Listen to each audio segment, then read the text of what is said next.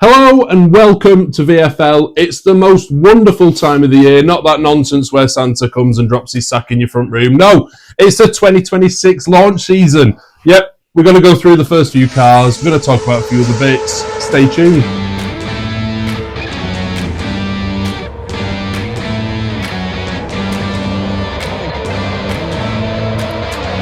Yes, hello, welcome. We apologise that this video is a little bit later than it normally is. I think I've been really ill last week, and then just as I was coming out the back end of it, Phil was sort of in the middle, the middle of it. So we do apologise. We are recovering from our flus and serious illnesses and all the rest of it. So we're back.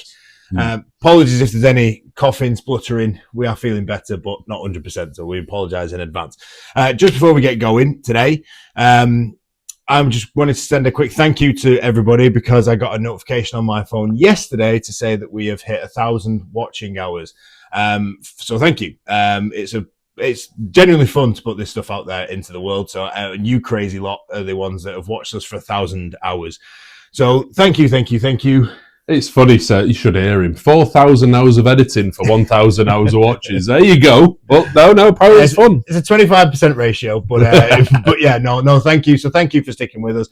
Keep it coming. Obviously, we're going to start to build up to the 2026 season, and obviously we will have race reviews as they come in. So, but thank you again for the 1,000 views. And I'm going to promise, we're both going to make a promise now that neither of our two teams will be referenced today. However, I do just have a little bit of admin to bring up because, and it does relate to my team, but then I promise we won't bring them up again. You were announced about 4 days ago that Leandro Fornaroli has joined McLaren as reserve driver for the next season. So he was last season's F2 world champion. If you look back at one of the episodes that we did the predictions for who we thought would be in the cars in 26. And although we didn't predict he'd be in a car, we did say it was interesting that we wondered where he'd end up. The answer to that question is as McLaren's reserve driver. Probably not what he wanted, i.e. it's not a seat, but I think that's a cracking move from McLaren. He has got a good future. So we will see, but I'm not going to go in anymore. That is the last time I'll mention McLaren. Can I do a slight Ferrari admin then? Yeah, genuinely. Let's get off my chest, right? Ricardo Adami and that's it. So we will has been moved on to the junior team. So I don't know who's going to be Lewis's race engineer. Maybe when we cover Ferrari at a later date, we'll be able to. We might have a bit more information. But yeah, so a little bit of admin there for you. And moving on quickly before we then get on to the actual subject of today's episode, a little bit of a tease for you. So, as you know... Is that what that says? That is what that says, yeah. As you know, we have collaborated in the past with Dave over at DT Collects over on Whatnot, and we will again push you to just go over to Whatnot, have a look at what he's selling. If any of you are interested in golf, by the way, he has just started doing the same thing with golf cards. Cool that cards he does with on that Formula One cards. Yeah, they are cool cards. Get involved in the conversation as well. Get over there, get some trading cards, some Formula One trading cards. But we have a giveaway. We kept teasing that one would come, and one is coming. This has just hit our inbox. Breaking news in like the last 10 minutes. So we do have another giveaway. It will come soon. We're not going to tell you who or what it is, but it is a good one. Now, I am going to give you a little bit of a hint, and then I might give you another hint on Saturday until the big reveal. So this... We both want it. We both want it. Let's be honest. We don't want to give this away. It isn't just a normal card. No. It's one of those special... I don't know what I'm talking about with this, but it's one of those special ones that's a bit of something. Okay? So it's a bit of... I've got to be very careful where I'm going with this. It's a bit of an item of clothing. I'll go that far. And one of the clues that I'm going to give you today is that it is a Formula One world champion, a previous Formula One world champion, out of the 90s. That's all I'll do so far. So that's right. You've all guessed it by now. It is Christian Horner's uniform that he chose for the women who worked at Red Bull. Not much to it. Anyway, moving on. That's why it fits in a trading card. So there's your clue. Amazing. It is amazing. A little bit of an item of clothing from a world champion from the 90s. Comment in. We'll give you clues on, or we'll give you sort of what you can do to win it, and all the rest of it. We'll give more details when we decide what we're going to do with it. But that's your clue. If anyone wants to drop in the comments if you can guess what it is and who it is, then I think you might just win it straight away. Well, that would just, if you've got it from that, then fair play. Can I comment? No. Okay. Because you know what it is. Okay, and that is it. So that is it. So the reason for the show today, we're going to do a few of these, just dropping them in as and when some of the cars come out. We're not going to do one for every car drop because they're going to be too fast and frequent over the next couple of weeks. So we're just going to bunch them. So far we've had 3. We've had the Red Bull. Yep. We've had the RB, and we've had the Haas, which dropped today. So we're just going to go through, firstly, our opinions on what the car actually looks like, because let's be honest, so far that's all we can really comment on. And then just a little bit of our prediction of where we think this season might go for those teams. So where would you like to start? We have 3, of course. Where would you like to start? Let's start with RB. Let's build up with RB. Okay, RB first. Okay, so the Racing Bulls launched at the same time as the Red Bull in Detroit, the home of Ford. Again, it's not going to be the car that I think we see. Well, actually, there's more chance of Racing Bulls than a lot of them being the car that you see. It does look good. It's between the grainy images of Audi and Cadillac aside, this is the first one of the first 2 2026 shaped cars that we saw. And they didn't disappoint, is my honest. No, they didn't. I mean, I must admit, I think in whatever guys they've been, Toro Rosso, Alpha Tauri, that was a paintwork. I always think they've been nicer than Red Bulls. We'll go on to Red Bull in a minute because that might not be the case anymore. But this V-Carb, there's images on your screen now of it from release day. We don't know it. I mean, the difficult thing with something like this is we will get into testing, and when we get into a bit of testing, we'll obviously discuss as an overall who we think's doing well, who we think's going to struggle, and what the testing tells us. Although it won't tell us anything. This is normally a great deal. I mean, this is considering. I mean, before we move on, and we will move on very quickly because I don't want this to waffle on. We said last year was a really difficult year to start the podcast because it was a bit samey. This could be one of the most explosive years. I can remember in a long time. This isn't just be truly terrible. It could, but this isn't just a rule change, is it? And they've already brought in place plans to bring the back of the grid up. If they're falling behind and stuff like this. This is great. This is more manufacturers, which is amazing news. Big names coming into the sport we love. This is going to be amazing. So fair play to RB and Red Bull for getting the car out first, and that was brave.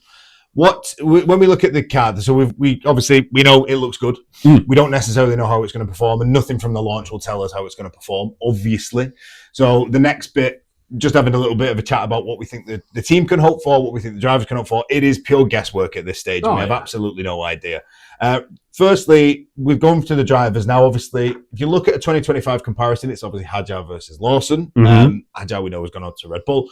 So this season, it's going to be Lawson against Lindblad, obviously. Arvid Lindblad, the new Brit, so the 5th Brit. Rookie of the season, by the way. Yes, Rookie of the season for well done, Arvid. Well done, Lindblad. So last season, in qualifying trim, this includes both both Grand Prix and Sprint, it ended 21-6 to Isaac Hadjar, and in races, it was 17-9 again to the Frenchman. But that's obviously why Hadjar's got promoted up to Red Bull.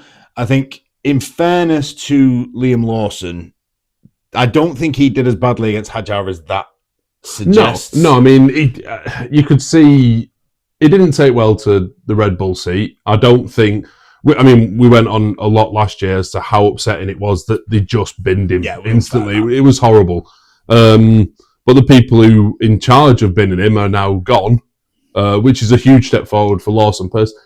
But he came back. He showed a bit of grit, and me and you are both the same. We're kind of secret Lawson fans. We quite like him as a driver. I think he's a good driver. I think he got the Red Bull drive too quick. He did. And then it was taken off him too quicker. Too quick. Even quicker. Which was unfortunate. But so obviously the thing is with Arvid Lindblad, we can't really make much of a call on this because he's going to be a driver that we don't know a great deal about in a car that we don't know a great deal about. So it's going to be difficult. I think he's got raw pace. I think he's obviously a talent that Red Bull wanted to chuck in there quite keenly. And obviously there's a reason why they've decided to take him rather than just putting Tsunoda back to the RB. Yeah. which means obviously that they want to protect him for the future. What do you think Lawson has to do against Lindblad this year? What he has to do, I think, is he's got to batter him. I mean, he's got to lay claim to that number one position and pretty much be the lead driver. Yeah. I don't know if he will. I was going to say, do you think he will? If he doesn't, I think we'll see new drivers in the RB the year after. I think if he starts well, I think he will. And I know that sounds stupid, but I think everything went so badly at the start of last season for him. Not his fault, but with everything that happened with Red Bull. And then it took him such a long time to get his confidence back. Yep. Then when he did, he started to perform. And I thought he matched Hadjar a lot. Yeah. But Hadjar, the damage was already done, and Hadjar was already a million miles away from it. I think if he starts well, he will wipe the floor with Lindblad. And this isn't us saying we want Lindblad to fail. It's just the point that Lawson needs to now stake a claim. He went from being Red Bull's number 2 to being RB's number 2. Because there was obviously a lot of favouritism towards Hadjar and whatever else. I think he now needs. I think you're right. I think he now needs to come. He needs to own this team, doesn't he? And I think the setting's right for him. You know, everyone knows him. He was there in the past. Yeah.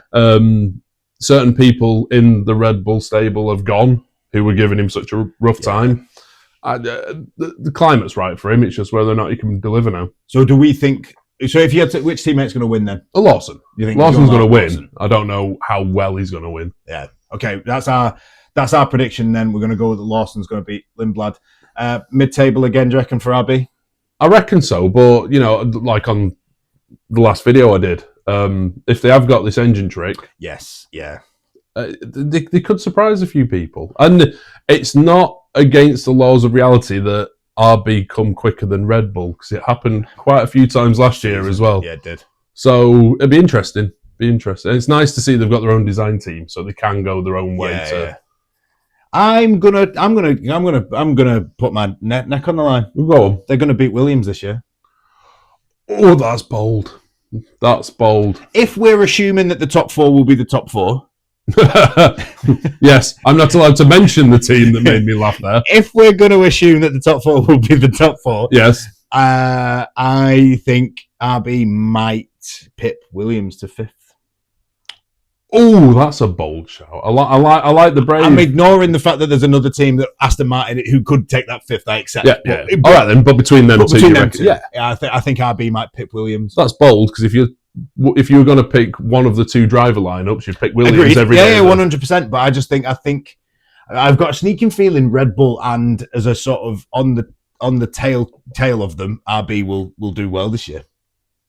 I can see it. They've always reacted well to rule changes. You heard it here first. And if it's wrong, you heard it here first. Yeah. Whether it's right or wrong, I still say it. We said it, so there. So yeah, anyway, so that's what we're thinking. So Phil's, I'm saying I suppose 5th is mid-table, isn't it? I guess, in the constructors. Okay, so moving on to the team that released their new 2026 livery and car on the same day. It is, of course, Red Bull. I really like this Red Bull. I think it looks good because it's shiny. Yeah, it's ironic in it that they've gone from dark blue, red and yellow to dark blue to a shinier dark blue, red and yellow. It looks good. It looks so good, this car. It really, and do you know what? The merchandise looks nice as well, doesn't it? With that bright blue on the front. It really does. And I did like Max Verstappen's comment, by the way, when he was listened to me. When he was asked to do the twirl, and he said to the woman hosting it, I can't remember who it was, but he said he just want to look at my bum. Yeah. He didn't say bum, but I thought that was funny. Anyway, so the Red Bull looks beautiful. And to be fair, I also think there is a real chance this year that Red Bull, Phil, if you haven't watched the video where Phil goes through what we've got so far about the 26 engine, and the Mercedes might have taken a jump. Obviously, Red Bull, we believe, have taken a similar jump, but maybe not as far as Mercedes or as whatever. So if that is the case, that Red Bull have done that, that could be a really dangerous. Do you know what makes me think they have? Is Laurent Mekies said they're really at the limit of engine design. And then in the same sentence said, you'll have to bear with us for a few months. Now, if that isn't sandbagging F1 style, Yeah, That's someone going, oh, we're not going to be good, and then blows everyone away. Like Mercedes Braun were famous. GP or something. Yeah. Well, yeah, Braun, yeah. But Mercedes were famous for it every year, to the point where when Lewis said, I don't feel comfortable with this car, you just ignored him. Oh, yeah. I don't feel comfortable. It's 2 seconds faster than everyone else in first quality. 20th in Barcelona and then won every year Bahrain or Australia, where we particularly started that year. I mean, they've got a massive push, haven't they? Because I don't know if you saw, but Verstappen got asked about his contract and his career after Formula One. And he kind of said, oh, he wants to do endurance racing. He doesn't like IndyCar or NASCAR. I mean, that's... I mean, who does? Duh.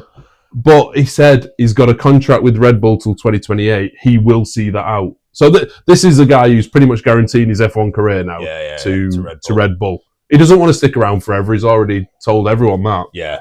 I think the good thing as well with what Max must see now, and I don't look, you can read body language into certain things, but the way Max seemed just so we said at the back end of last season, he's already won 4. There's a calmness now, and him with nothing to lose is almost more dangerous than him with everything to lose. Yeah. And there's a calmness now. There looks maturity as well. That's the thing, isn't it? Any toxicity away from sort of Red Bull appears to have gone now, and I'm not going to keep beating the same dead horse. We've made our point, but that seems to have gone obviously away from there. They do seem to have sort of recovered from the lack of Newey. It hasn't hit them.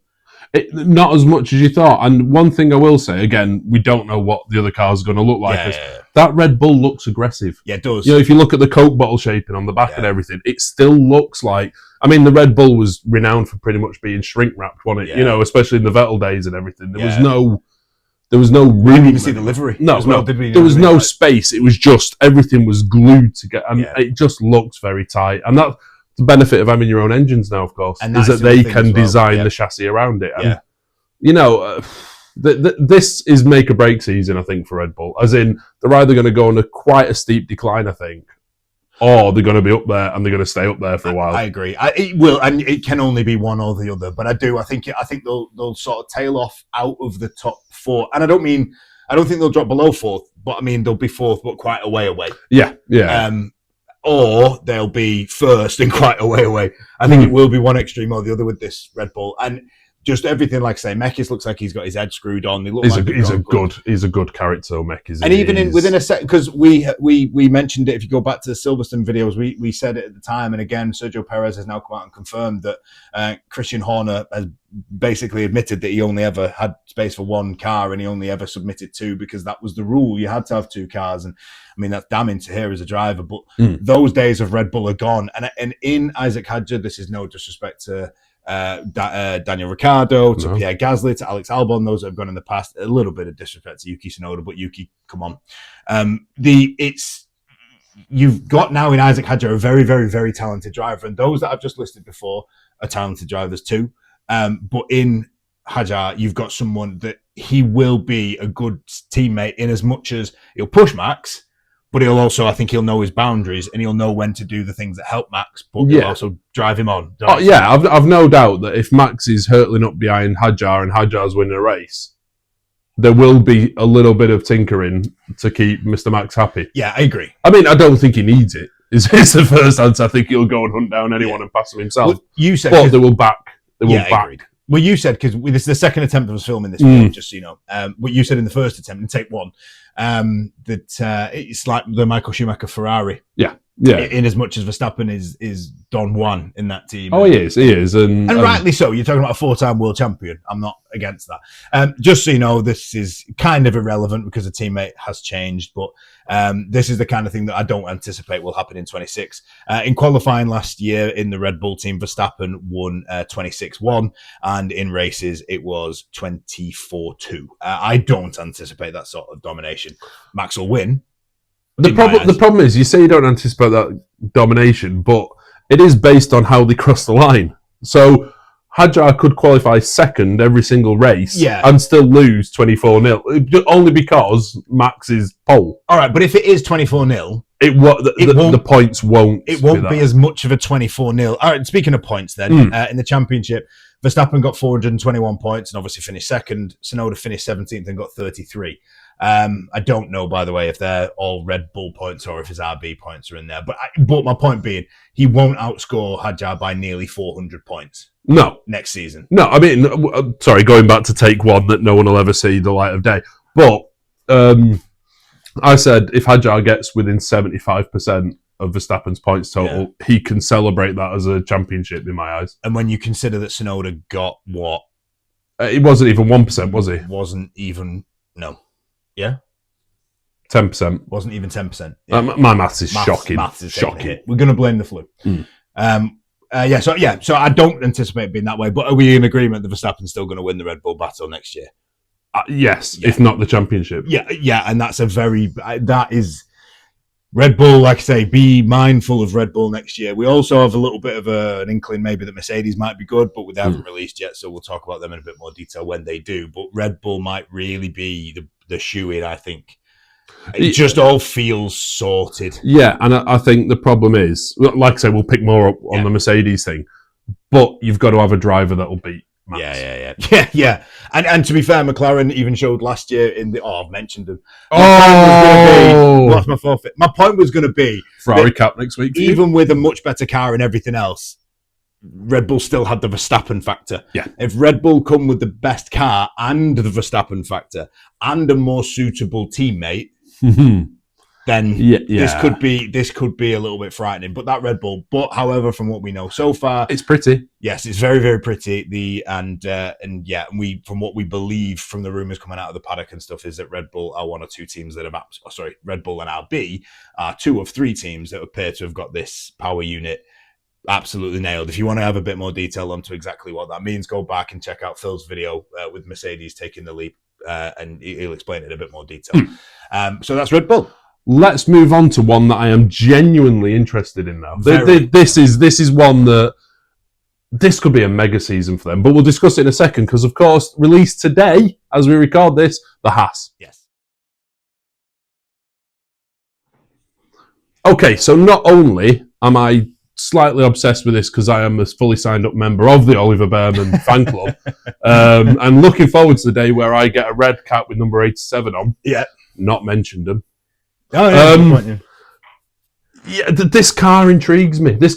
Everything about it, they've got Toyota money behind them now. Yep. It's beautiful, by the way. Is. The best thing the FIA have done this year, this regs, is ban that carbon fibre. Do you know, and it's funny actually because you sent this in a message to me today and I actually had to do a little bit of digging because I wasn't aware that had happened, and it does make me think what some other cars that had a lot of carbon fibre, Alpine, we're looking at you, Sauber, although they won't be Sauber, but you know what I mean, other ones that I can't mention. The papaya ones that were black. Yeah.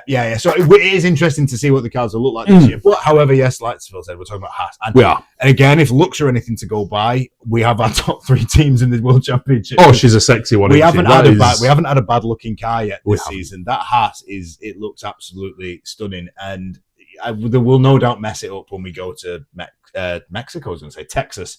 And stars and stripes nonsense. They'll Americanize it, whatever. But it's a very, very beautiful car. Now, on that, a couple of things to just pick up with Haas, and we will go through the driver lineup and how they got on last year and a bit of a prediction as to how we think they'll get on this year.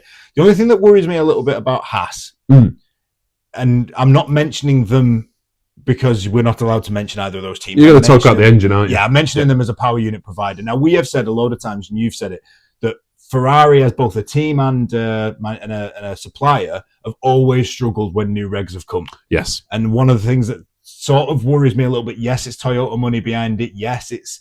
And I've said before, I think the new sort of layout that they've got management since they got rid of Gunter Steiner has actually helped them. They're serious now. That's not a dig at Gunter and, Steiner. And actually, on that, I think this car looks more serious. This car looks more like a serious car rather than the Americans who came to play. Oh, yeah, this is a Formula One car, like you say, not... Yeah, this isn't just a... Not American money, stick it on a car. This is an F1 car. But, however, the worry that I would have for them and anybody else, well, it's only them too, isn't it, I suppose, but it is just the Ferrari power unit. And we've heard rumblings again from the paddock that... Three. Cadillac uses Ferrari Cadillac, as well. Yeah, but again, we'll get onto them. And it's a worry, I guess, that you're relying on a power unit that has always struggled with reg changes. and who appear to be slightly behind from the video last week. Now, if I don't think anyone, it's a problem being behind. If I'm honest, I wouldn't. No. Especially with the FIA kind of saying we will prop up, and let's be honest, Ferrari have the firepower to drag any. You know, they did it a few years back. Their engine suddenly became the fastest in a straight line. Excuse me. How long you go into the season with it being problematic. I think the only difference is this year, you can't predict from the first 2, 3, 4, 5 races how this is going to pan out, and that's the. I think you said yesterday, and I think you said on previous videos that like we're probably looking at getting a clearer view of what this table looks like. Probably when we get to Austria, Silverstone. I don't know that sounds ridiculous, but how many parts have they used? You know, how many engines have they gone through on the cycle? You could have a car that's blow away faster, but uses a new engine every race, and all of a sudden. You know, and as people are allowed to, build up their engine to be more powerful, more precise, closer, this could go down to the last race, and we've had 21 different winners. Yeah. I mean, it could become that. Well, we haven't because Lance Stroll's still on the grid. Was it? Was it 2012 where we had the first 7 races with 7 different winners or something? And it could turn out like that. It genuinely could. Yeah. And I think you will have teams that you've got teams that are supplying their own engines. Red Bull, Mercedes, Ferrari Audi. It will either work or won't. And I know that's obvious because there's only 2 options, but it'll either, you know what I mean? Oh yeah, you're either going to hit the track and go, oh, we've got something here, or you're going to go, we've got some catching up to do. And then you've got the ones who are supplied, Haas being, and this is why I bring it up, Haas being one of those where Ferrari could turn too much of their attention to themselves, which makes sense, but then that leaves Haas and Cadillac and whatever struggling. So my only concern for Haas would be the power unit. That being said, I think towards the back end of 2025, I think there was massive improvements in that team. I even said that I know that the replacement of Gunter Steiner, I know that wasn't last season, but the work that they did after that and then slowly, gradually developed to be a better team, I thought was what we want to see. I want 11 competitive teams, and I want other teams pushing. We don't want this split. I don't really want a top 4 and then everybody else is a million miles behind. So I want to see Haas on a podium. I want to see Berman taking on Norris. Depending on the track, the layout, how they've qualified. Every weekend has to be perfect. That's what I want to see. For you to get the win. Would it be nice for our own personal argument if the Haas came through and it was really good, and the Audi came through and it was really good, and we could actually see going for the title? That'd be great. Going, maybe not necessarily for the title. But going for podiums and it would. That'd be good rather than because their argument. We said it before their rivalry. Well, our rivalry that we made for them too was kind of one half. What the other half? Yeah, the second half was definitely Berman. The first half, Berman was nowhere to be found. Yeah. So, did you see the comment that came out with the car today? No, they have been working on this car since 2024, which would fall in line with when Steiner left. Which half explains why it looks like a race car. Yeah. And I know that sounds silly, but Haas always had this ability of just looking like they've bought the parts.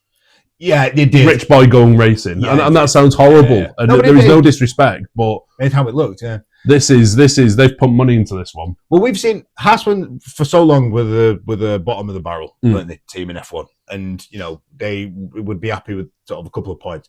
Last season, obviously, we saw a massive improvement with them actually regularly getting into Q3 and whatever else, and really pushing for consistent points rather than just every now and again.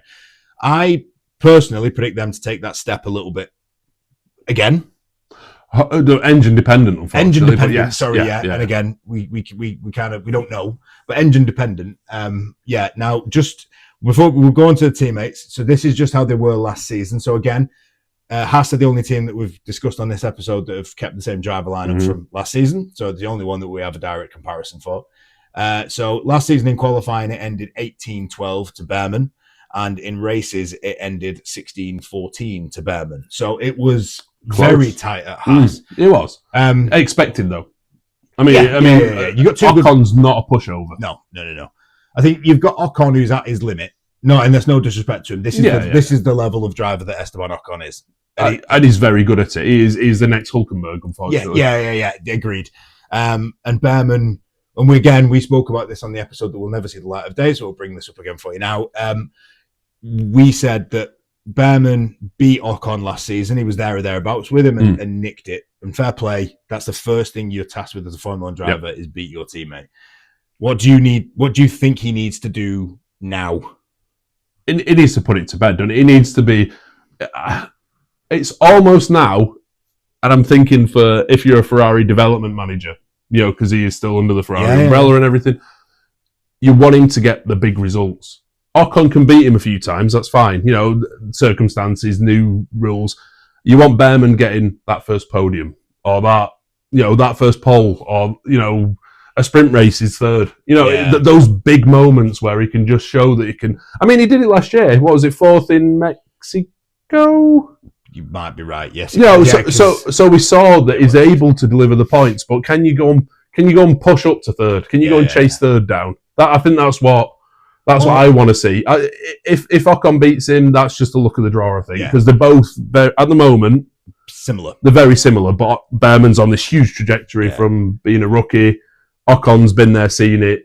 Yeah, new regs, you expect Ocon to actually be stronger. Yeah. You've got the experience of it. But Behrman's got to go deliver the headlines, I suppose.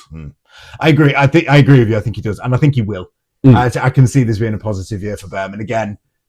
Engine dependent, because I think that team, Haas are really now stepping into a team that can actually deliver a good working environment for the drivers and a good place to develop, which is what it was always meant to be. But they almost had the development drivers in the past, but not the development surrounding. I quote Mick Schumacher as an example. He was a young development driver, a lot of promise, and then I just don't think the environment was there for him to help him to develop personally. I mean, they've got a lot of pressure now as well, aren't they? Because they're not Team America.